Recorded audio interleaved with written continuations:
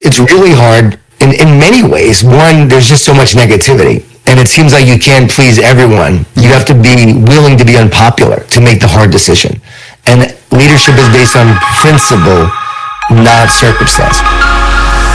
Get ready to take some good notes. This is a good interview with a good man. His name is John Gordon. Let's welcome him now. Hey, John, I've been looking forward to this for a long time. Welcome to the Craig Groeschel Leadership Podcast. Craig, great to be with you. I've been looking forward to this as well. I've really appreciated your friendship, and you just inspire me. You've always got a growth mindset. You're known for positivity, which I think is a gift to us in our leadership community. You're always pushing yourself and asking good questions, adding value. And so I'm really excited to introduce you to anyone in our community that doesn't know you, and a ton of them are going to be super excited because they do know you, love you, and follow you. And so I want to get a little bit of background before we dive into some of your kind of areas of expertise and talk about your new book that's coming out very, very soon, The One Truth, Master Your Mindset, Live with Power, Heal Your Soul. Can we go back a little bit? John, you've been known in the leadership field for years and years, but when did you first discover that you were a leader, that you had leadership gifts? I can go back to college. I was on the Cornell lacrosse team, and I wasn't named a captain. Either was Mike Levine. Mike Levine is now the head of CA Sports with Howie. And so Mike and I were brought into coach's office, and he said, hey guys, you weren't named a captain by the team because it was more of a popularity contest because the team voted, but I need you guys to lead. I see you guys as leaders, and I need you to help lead this team. And I think it was in that moment that I realized that leadership is not about a title. It's about making a difference, making an impact. And I don't think I was the greatest leader at that time, but I knew I led by example. I was good in leading by example, but I wasn't really selfless at that time. I wanted to have the success. I wanted to play great on the field. It was about my performance. It really wasn't as much about the team at that point for me, but I did want to lead by example. And for me, that's where I learned first and foremost about, okay, I could impact people around me by making good decisions and modeling that for my team.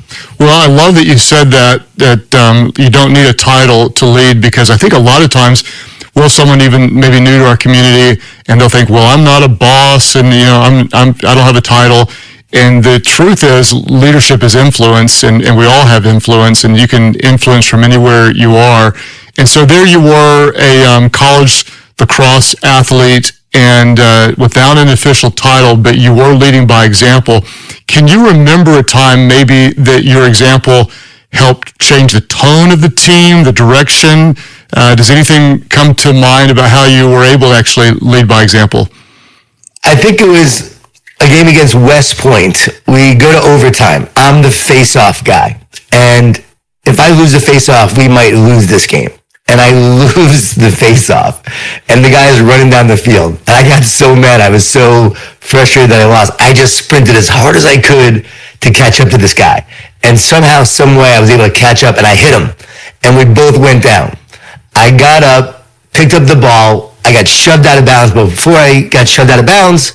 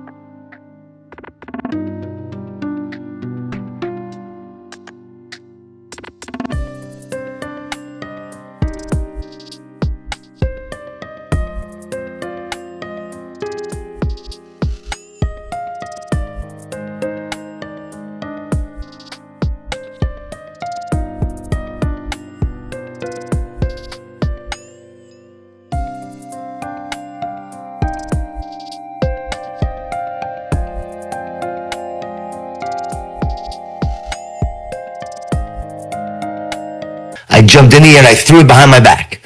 My good friend John Bussey caught the ball, threw it to Joe Lando, and he scored, and we won the game in overtime. Now, that was a play on the field, but I know after that, guys took me more seriously because they saw, okay, this guy will be willing to do whatever it takes to sacrifice his body, to go for it, to help this team win. I think that was a moment for me where I learned about sacrifice, about commitment, and making sure that you may lose in the moment, but if you don't give up, you can win in the end. Well, anytime a leader does kind of lead the way with self-sacrificial actions, that goes a long way.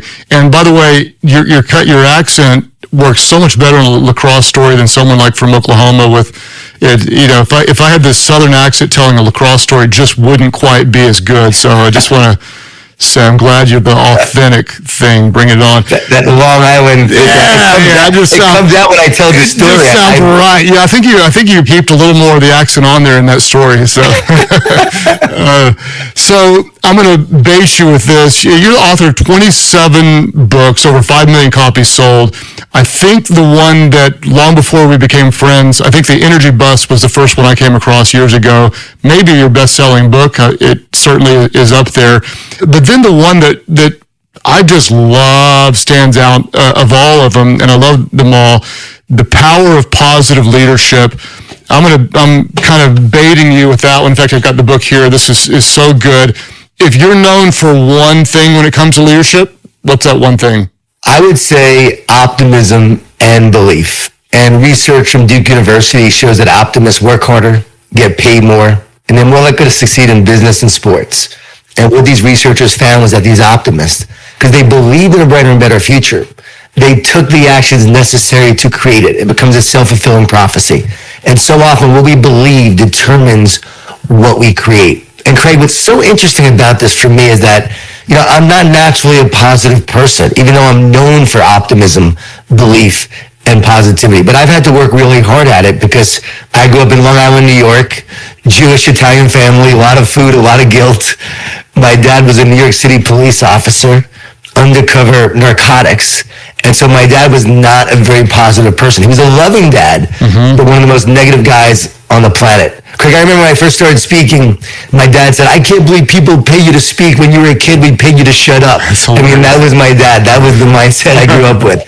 So I really struggled with it in terms of my own belief, my own optimism. My wife almost left me when I was 31 years old. I'm fearful, stressed, negative. I lost my job during the .com crash. How am I going to pay the bills? How will I support my 2 little kids? And it was during that moment, though, when she almost left, where my optimism, my belief, my faith was actually beginning. That's where my faith was born, where I really turned to God in that moment and said, God, why am I here? What am I born to do? Like, what is my purpose? And it was in that moment writing and speaking came to me. And then I found my purpose and wanted to be more positive.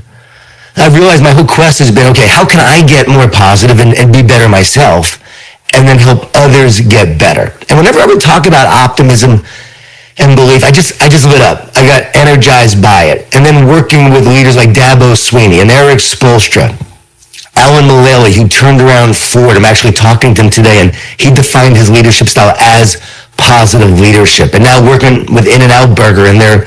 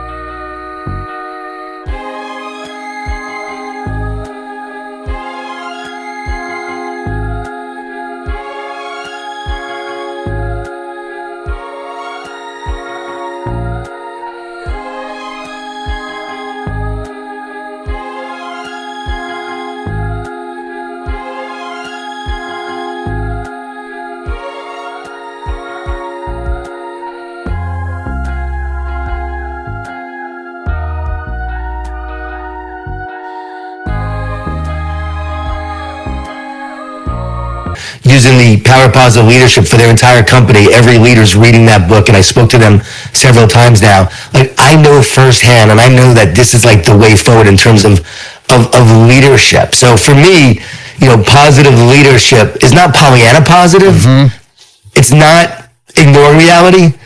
It's about maintaining optimism, belief, and faith in order to create a better reality. And our belief as a leader leads the way. Like, leadership is a transfer of belief. And if you don't have it, you can't share it. So you got to feed yourself every day in order to feed others. And that's what I know about positive leadership. Okay, so you have no idea how happy I am to hear you say you're not naturally a positive person.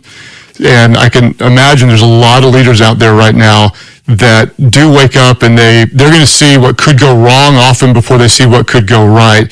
If you grew up in more of a negative environment and maybe your parents, they loved you a lot, but they were hard on you, or maybe you had some coaches that weren't as positive, was there a moment or was there an evolution? How did you start to discover that a different mindset could be way more helpful in your leadership? Such a great question.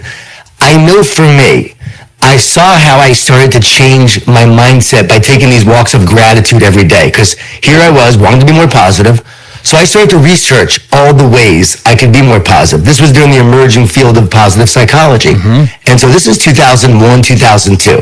So I'm writing these ideas down that I'm reading about. I'm now practicing some ideas. I'm an application guy, so I'm actually taking some of these concepts and then figuring out ways to apply it to my life. And next thing you know, I started to share this with others. I had a newsletter all the way back in 2002. 5 subscribers, Craig. My mother, my brother, my best friend from college. I'm sending these tips out to people, and they start doing them.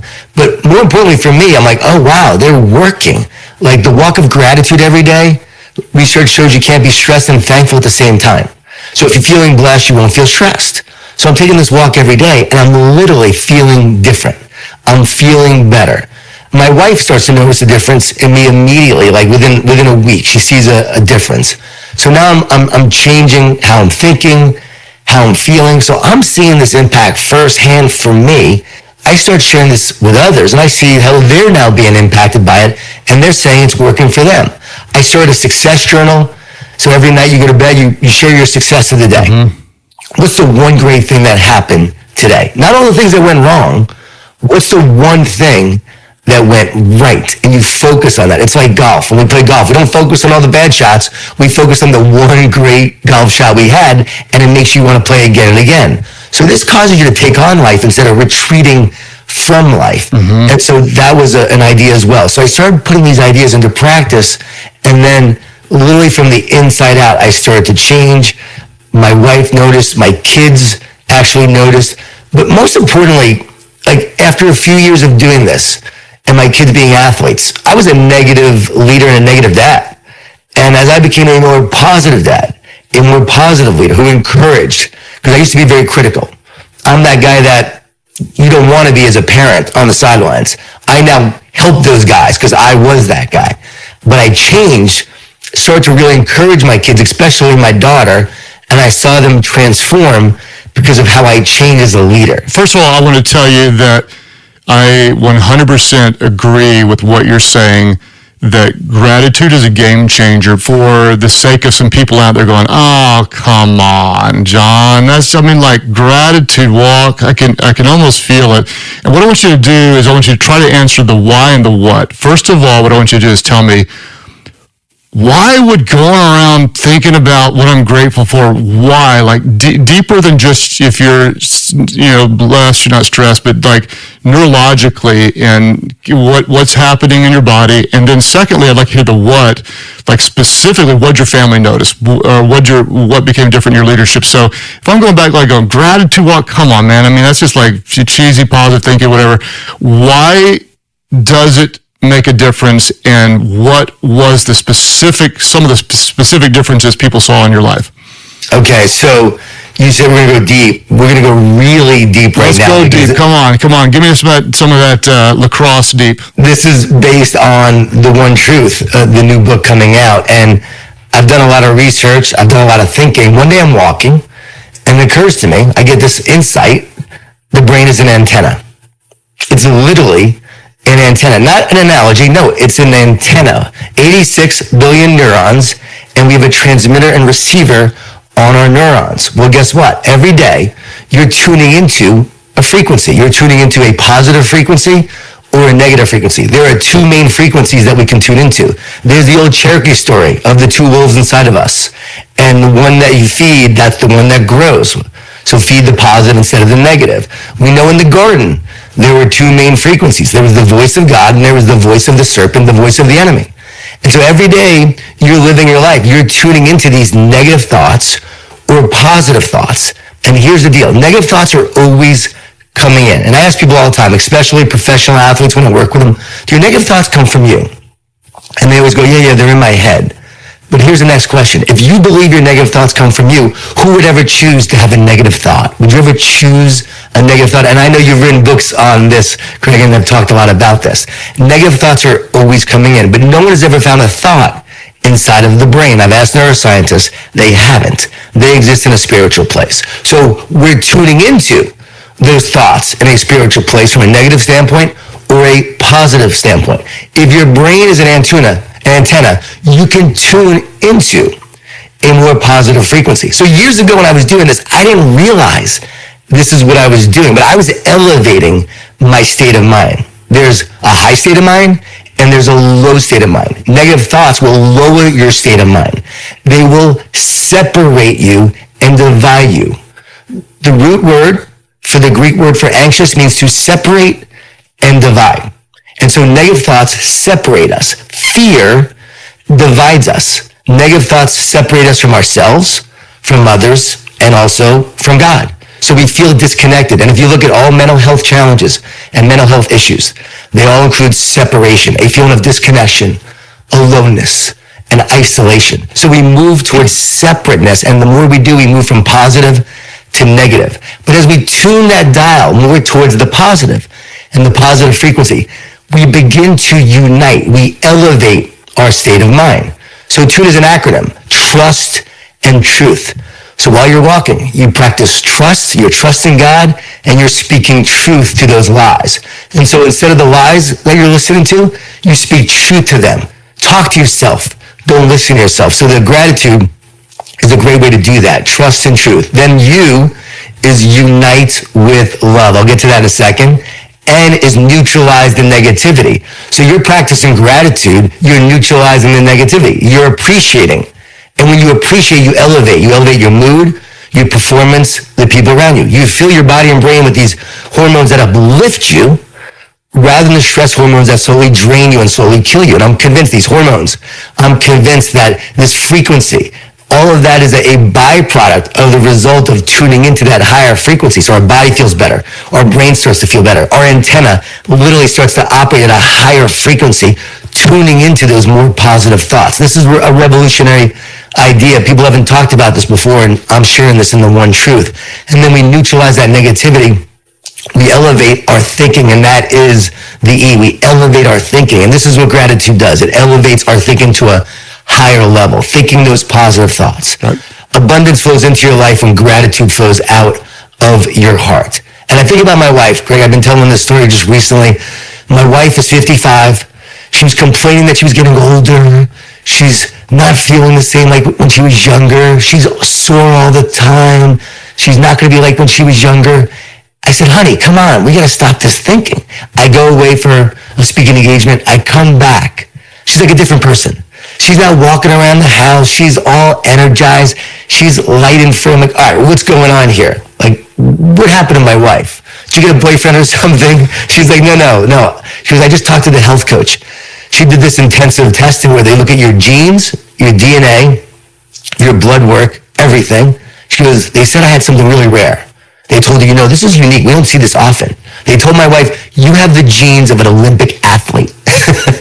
So now she's walking around the house going, an Olympic athlete. You want to play tennis tomorrow? I'll crush you because I'm an Olympic athlete. And she's literally thinking differently. I am powerful. Mm-hmm. I am strong. I am a champion. She's now working out a whole lot harder. She's not sore anymore. The pain went away. I kid you not. What changed? Her thinking. And when we think differently, neurologically, we have neural pathways that are created. But I'm convinced what we're going to find out in the future is that we literally will elevate the frequency of our antenna. And a healthy antenna will tune into a higher frequency and more positive thoughts. A damaged antenna which is what negative thoughts do, and all the substances that are affecting our brain in many ways, and also read brain energy. Guy talks about the metabolic process that's affecting the mitochondria of our brain.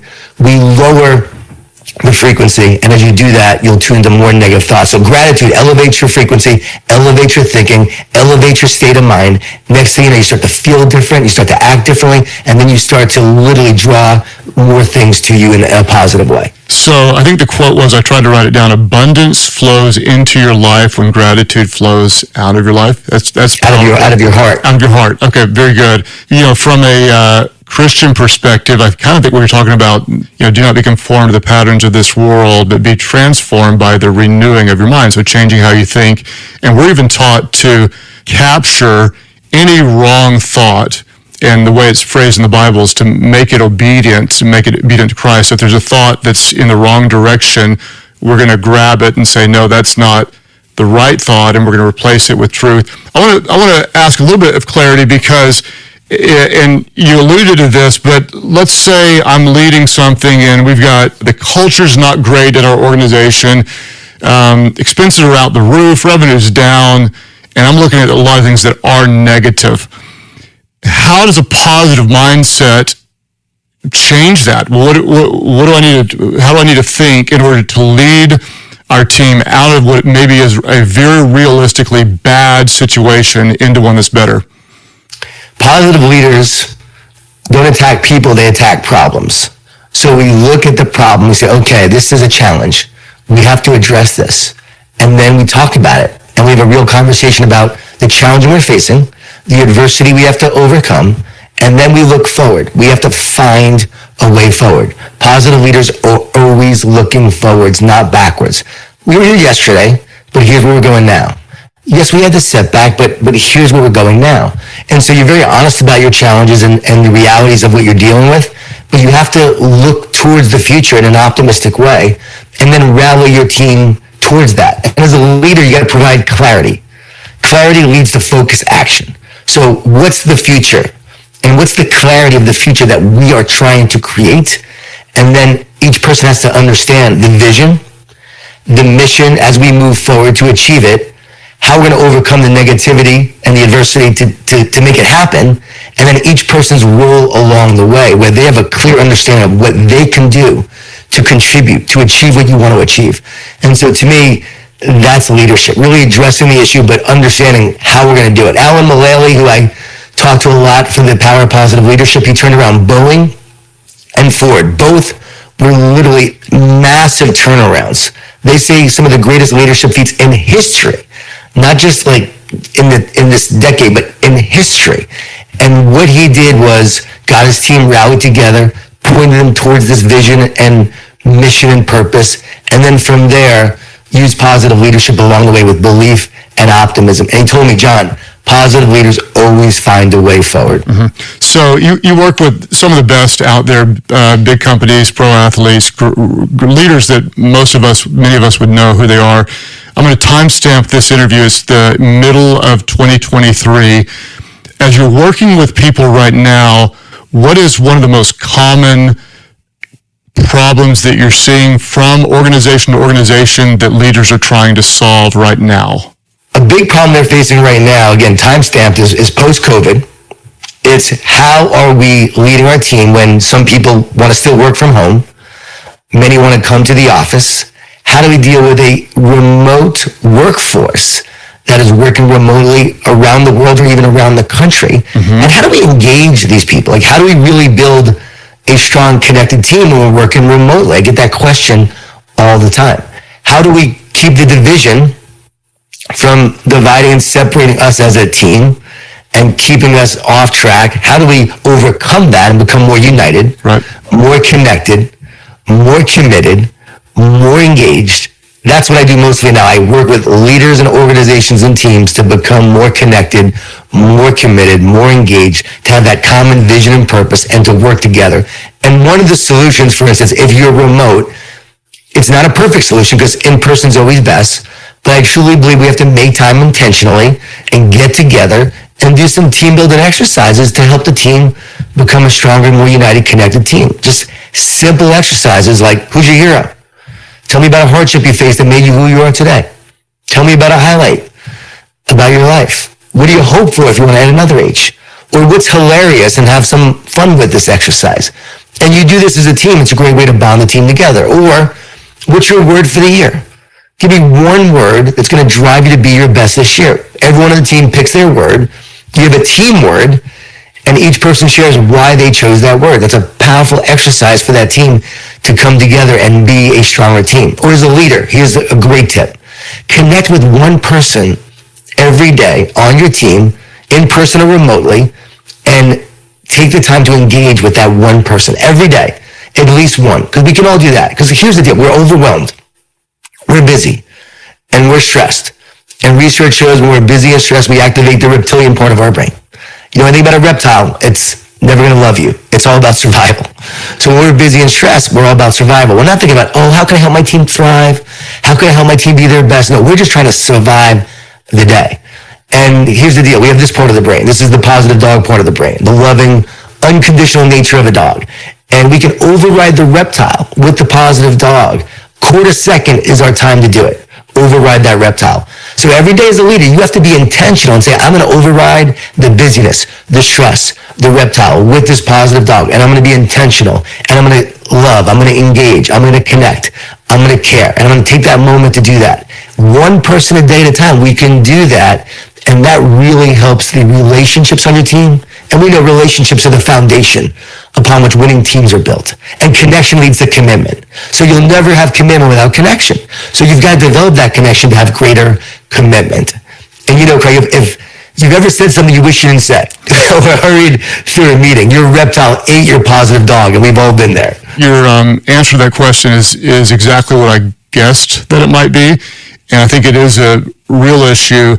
One of the things we're seeing is that when people are working remotely versus not, guarding the culture, it becomes really, really difficult, because when you're together, the culture is pretty obvious. It's a combination of what we create and allow. But when you're in separate places, you tend to create your own culture. And without a common culture, it's really hard to move things forward. But how would you suggest people do both create and guard the culture when they're working in different places? Such a great question. Culture is the living, breathing essence of what an organization values, believes, thinks, says, and does. And so we've got to discuss the values often. We've got to discuss the vision often. We've got to talk about what we believe often. We've got to talk about what we're saying and what we're doing, because culture is not static, it's dynamic. So every day we're creating our culture by what we think, say, and do. And once you understand that, and you understand that culture is not one person, it's everyone. Everyone on your team creates the culture. We've got to include everyone. We've got to engage everyone. And we've got to talk about our values. And when you know your values, you show your values. All right, we know them. Let's show them. And I often say, everyone has a mission statement today, but only the great companies have people on a mission. So what are we doing on a daily basis to be on a mission? How are we bringing this to life? And you know this well, tell stories. Tell stories that bring the culture and the values to life and reinforce those values. So when people are remote, let's share the stories that are bringing the culture to life. Who's doing what? Oh, Jane did this and it was amazing. Great job, Jane. Hey, Bob did this and wow, it worked really well when Bob did this. And man, he was exemplifying the culture and this value when he did that. So you start to highlight it. You reinforce it. And what we reinforce, we start to see a lot more of. And so when you're remote, people need to feel like they're part of the team and part of something bigger than themselves. And that's where we talk about, okay, what's our vision? What's our mission? Doug Coden told me that every meeting when he was leading Campbell Soup, he would talk about the vision and mission first and foremost. That's the first thing he said at every meeting. Here's our vision. Here's our mission: to build the world's most extraordinary food company by nourishing people's lives everywhere, every day. And what does it mean to you? And I think that's the key. Here's our vision and mission. Let's remind each other of what it is. What are you doing to live and breathe it? And what does it mean to you? And I'm a big fan of symbols and icons and things that allow you to to really reinforce the vision and mission along the way. Yeah, I like the question, what does it mean to you? That's a good way to take what seems like a big mission and personalize it. I'm curious, John, again, you're out there on the front lines all the time. I've heard a lot of leaders say that at least in our lifetime, it seems like leading right now is more difficult than it's ever been before. Agree or disagree? I would agree. It's really hard in many ways. One, there's just so much negativity. And it seems like you can't please everyone. You have to be willing to be unpopular to make the hard decision. And leadership is based on principle, not circumstance. So these are our principles. And yes, this circumstance or this popularity will result from this, but I've got to make that hard decision anyway. You asked me a problem earlier. Another problem is that people have trouble having difficult conversations these days because we don't know how to address problems without attacking people or about being perceived as negative. And so I'm working on a book with a colleague about difficult conversations, and they don't have to be difficult. And we have a STAR 3 model. I'll share with you real quick. STAR 3, the S stands for small ego, big mission. So as a team, let's get together and let's have a difficult conversation. And again, this is team conversations, not individual conversations. So as a team, let's come together and let's have small egos, big mission. What's our mission? Let's remember that. Lose the ego as we talk about what's important. T, tell the truth. This is really hard because sometimes we don't want to tell the truth or we're scared to tell the truth. We don't want to rock the boat. So we have to make sure we're telling the truth. Seattle Seahawks have Tell the Truth Mondays. Pete Carroll implemented that. I love that. Every Monday after Sunday, churches might do the same. Hey, what did I know that's why you're smiling. What did we do well? What can we improve on? Who messed up? And when they talk about it, no one gets upset because they have a rule and it's part of their culture. We're going to tell the truth and no one takes it personal, right? So that's important. Then there's the A, assume positive intent. With so much negativity and issues going on, a lot of times we're not assuming positive intent. So that's important. And then R is R3, R cubed. Respect. Let's respect each other, even though we could disagree. I'll still respect you. I may not agree with your opinion, but I'll respect you. It's about the relationship. Don't sacrifice the relationship with one argument. Maintain your relationships. During COVID, there were a lot of people who disagreed about a lot of things. I had friends I disagreed with. We had incredible conversations and debates, but we always said, let's maintain our relationship and not lose our friendship over this. And finally, the last R is rules of engagement. You've got to decide, and this is great for families, how we have our difficult conversations. What's our rules of engagement? Don't get emotionally charged. This is a great one for churches. There's no meeting after the meeting. And this happens in a lot of companies too. Everything you say has to be said in the meeting. You can't walk out of the meeting and go, that was stupid. You cannot do that. You have to say it in the meeting. There's no gossiping. I wrote the no complaining rule. You're not allowed to do those things. If I'm running the meeting or it's my company, that's one of my rules of engagement. You've got to come up with your own, and that will help you have difficult conversations. When everyone understands at the cultural level, this is how we do things here, this is how we have difficult conversations, and this is how we put into practice. What does it look like? My team and I will say, we got to have a difficult conversation today. You ready? Let's go. And let's talk about it. And we know we're going to have one, but we also know we're going to work through it. That's very, very helpful, especially I think today because there are a lot of people in organizations trying to work through difficult issues, and they'll end up attacking people rather than attacking the issues.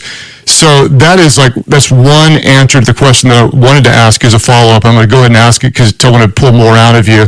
In culture today, outside of positivity, and then I would add to it, and the ability to work through difficult conversations, what are maybe one or two of the other qualities that you're seeing more necessary today to lead well than maybe 5 years ago? It's got to be love and accountability. That is the hallmark of positive leadership. It's optimism, belief, and if you ask me the next one, it's love and accountability. So I've got to hold you accountable to the standards, the values, the culture, and the principles. But along the way, I'm going to love you, support you, care about you, encourage you. And I don't believe in tough love. Tough love no longer works. It did in the old days when I was being raised. It was tough love. My dad was a New York City cop, as I said, tough love. But that doesn't work anymore. It's love tough. If your team knows you love them, you earn the right to challenge them, to push them, to help them be great. And Craig, when I wrote The Power of Positive Leadership, I got to just tell you, I measured against Jesus as a leader. Every principle I wrote about, did Jesus lead this way? And as you know, he led with grace and truth and with love first and foremost. And then he could actually call you up to greatness and challenge you. And guess what? We have to do the same as leaders, and that's key. Dabo Sweeney is one of the greatest in the world at this. And everyone who's come and met him, Ed Milet, our mutual friend, visited him and was like, wow, you're right. I'm blown away. Seeing him in person, those players know he loves them, but man, he's going to hold you accountable and he's going to drive you to be your best. And here's the thing, if you love someone, you're not going to settle or let them settle for anything but the best. You're going to push them to the potential they can have. You're going to challenge them. You're going to love them along the way.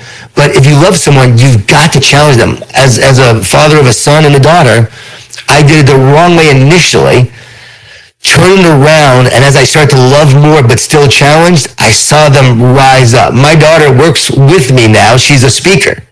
And so what we do is we have a boss hat and we have a dad hat.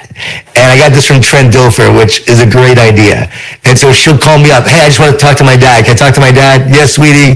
And it's a lot of love. And then boss is still love, but she'll, all right, dad, I need help with this. All right, you want to talk business? Let's talk business. All right, hey, I think you need to do this.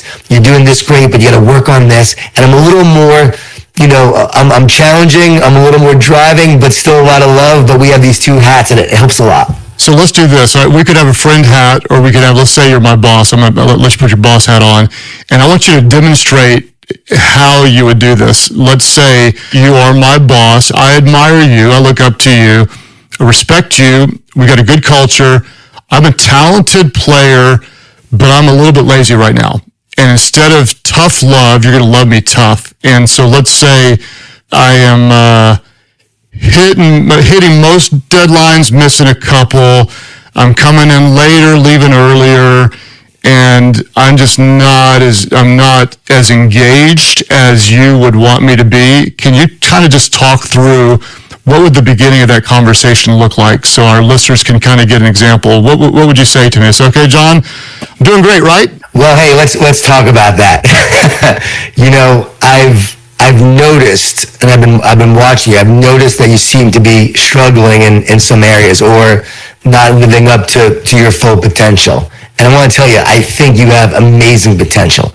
I've seen you at that level, and I know what you're capable of, and I know what the standard is because I've seen you meet that standard. But right now, you're having trouble meeting that standard. And so let's talk about what's going on. Like, is something happening in your life? Because so often fear, is disguised as laziness. And so you look lazy, but you're actually fearful. And as I wrote in The One Truth, there's a separation going on. And often there's a wound.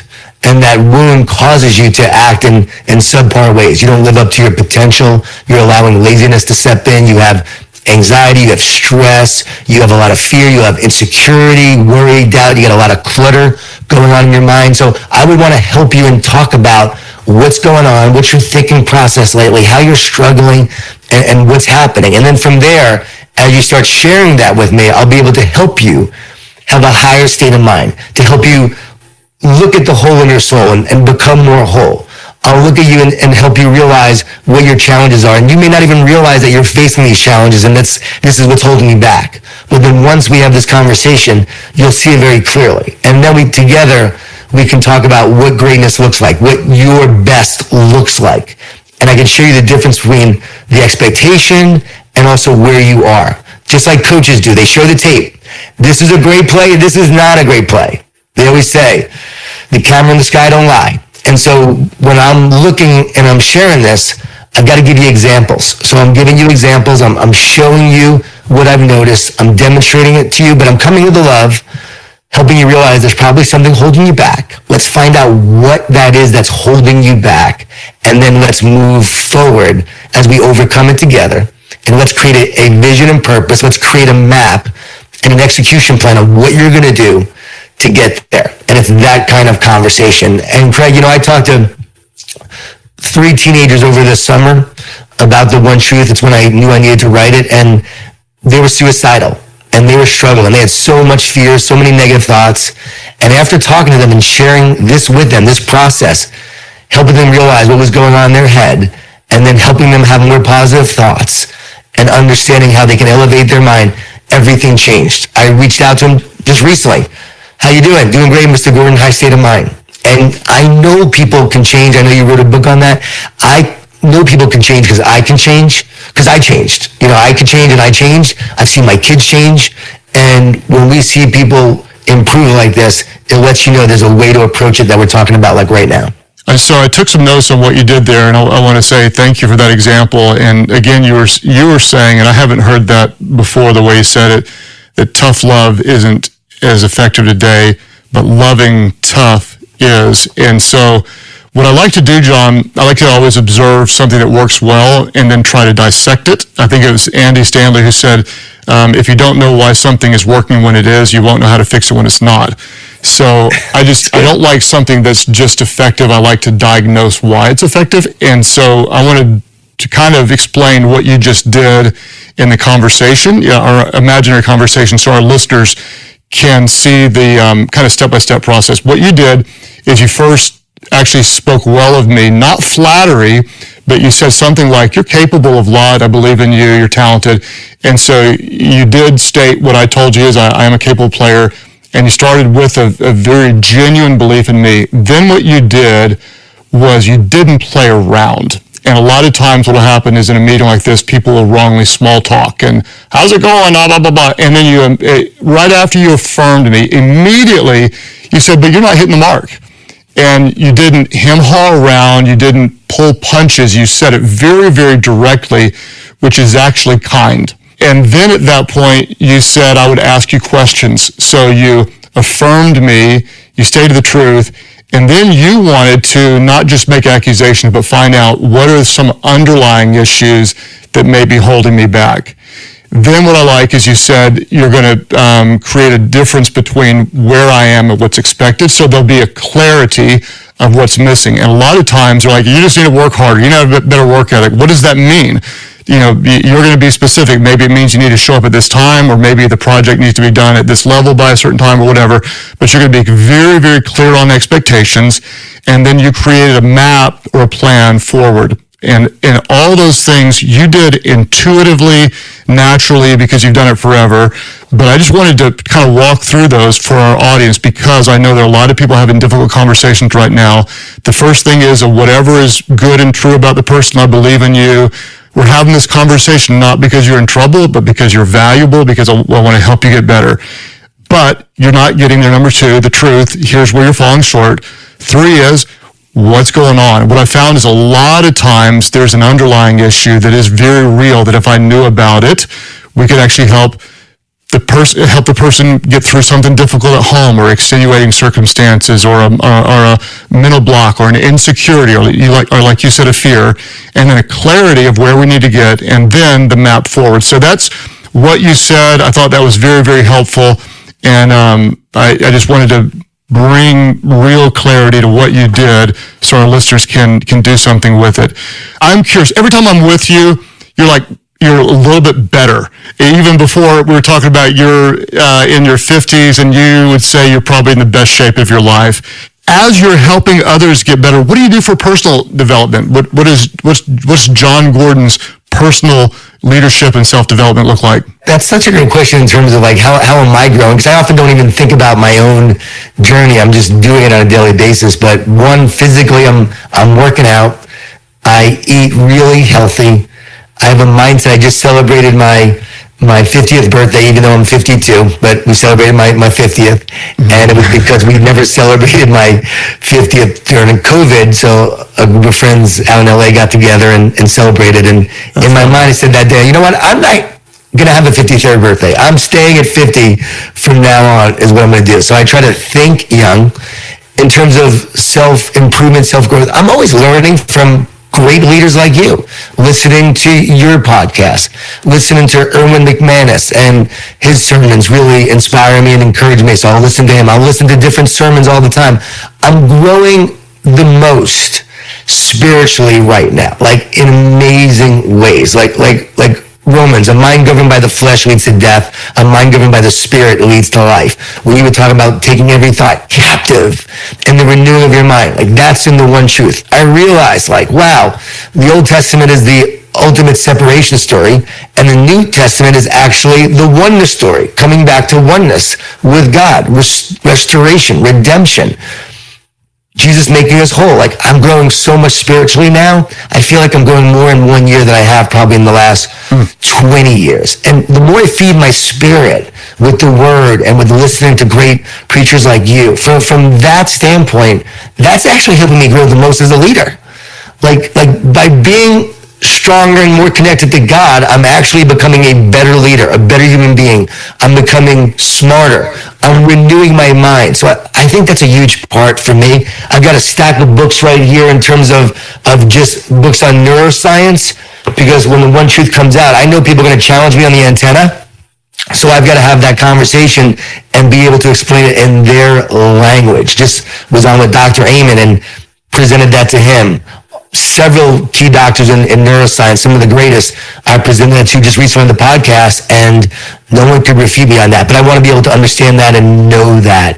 And I'm always just learning from all the great leaders I get to work with.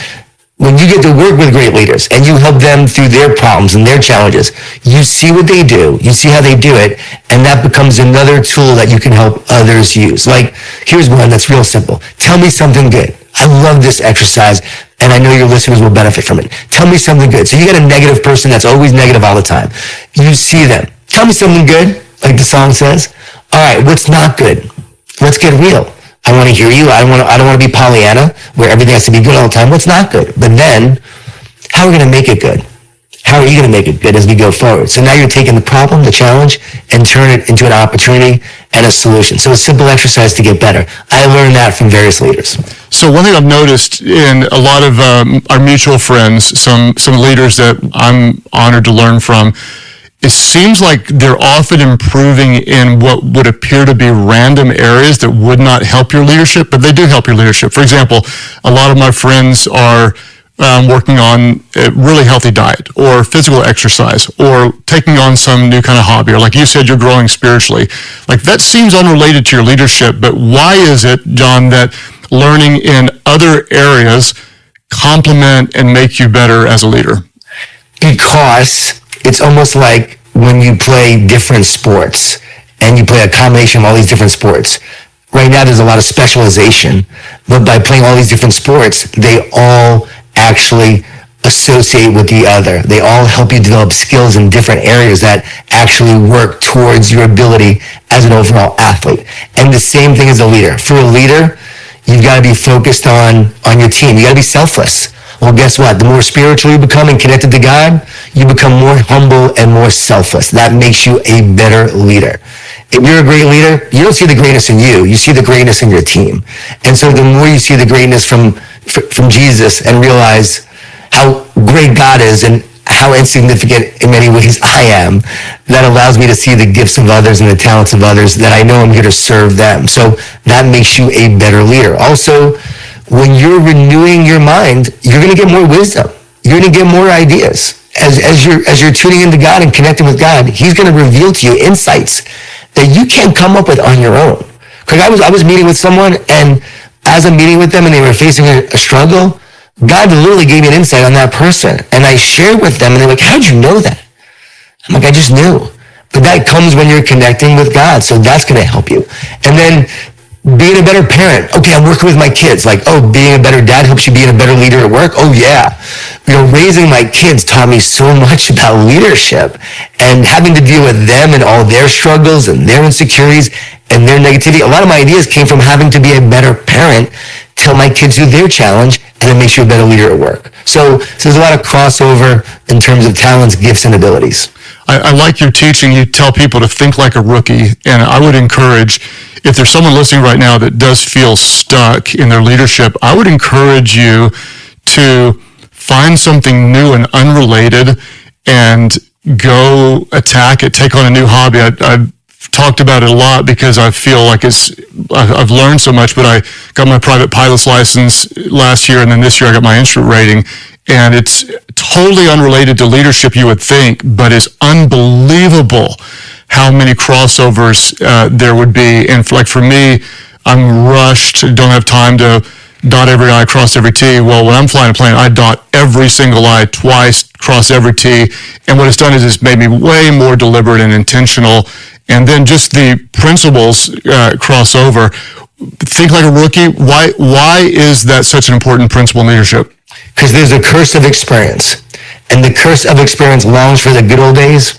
It complains about the way things are and becomes very unadaptable to change. Your knowledge, your wisdom is a gift, but if you're looking at the past and you have this experience that is holding you back, then it can become a curse. But a rookie doesn't know about the good old days. Rookies put their head down.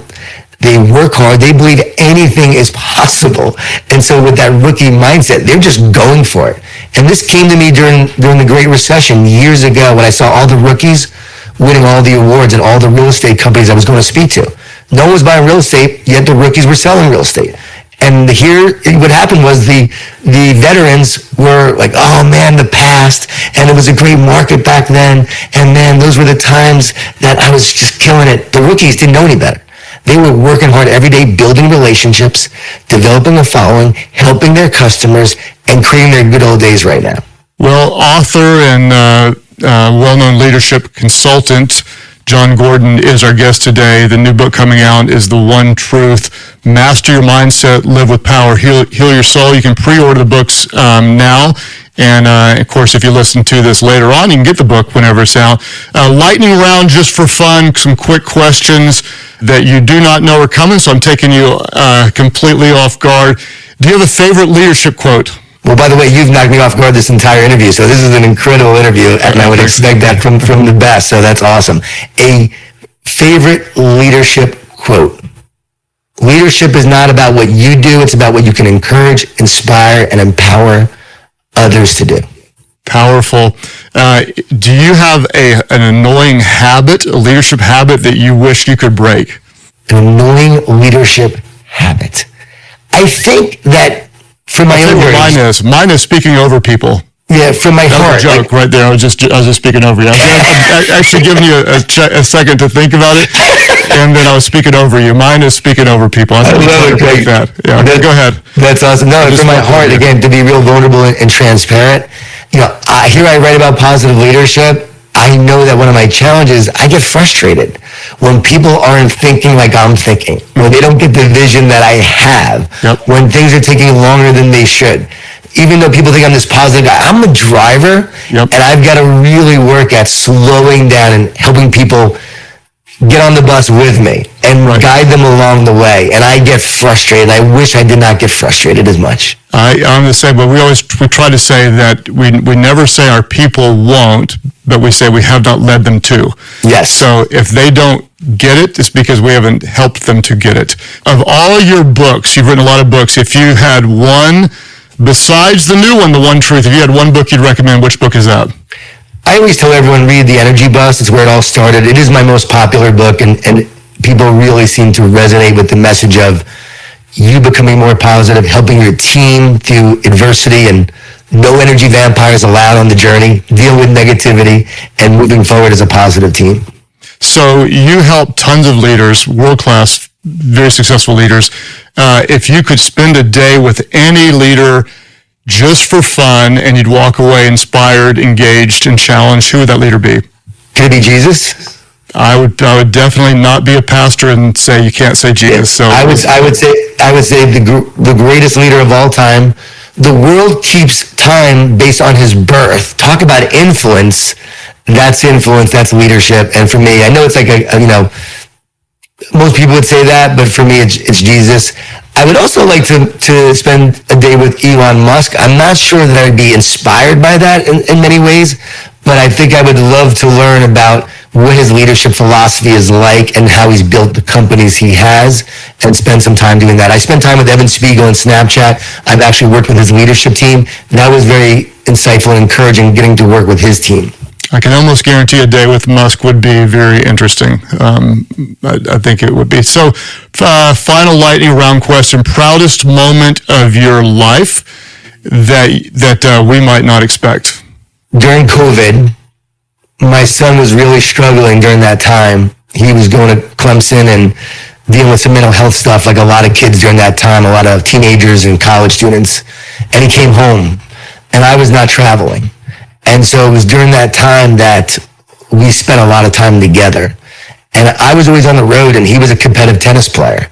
And so we didn't spend as much time as I would have liked. I would go down and see him at IMG and try to spend some time with him. And he'd be like, yeah, okay, Dad, see you later. Here's my food, and thanks for my food. All right, see you, Dad. So we never really got to spend a ton of time together. And it was during COVID that we did.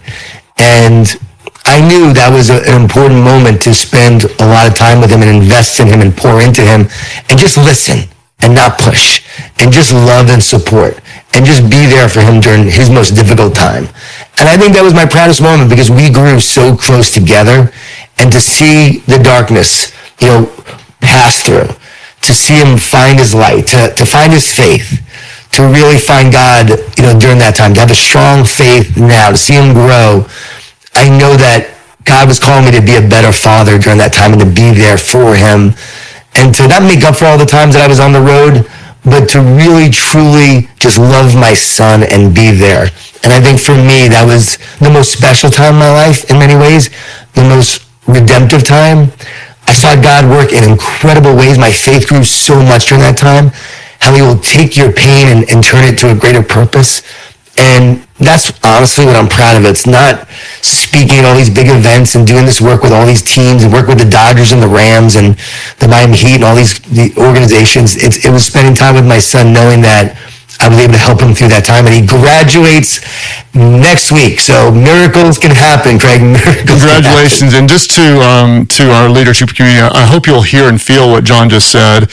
And that is, if you have all the success outside the home and you're missing the relationships inside the home, you're missing what matters most of all. And the fact that you're proud of time with a family member over business accomplishments, I think that says a lot of your character. And I hope that our community would take what happens with those closest to us and value that most. I think that's a great lesson for all of us.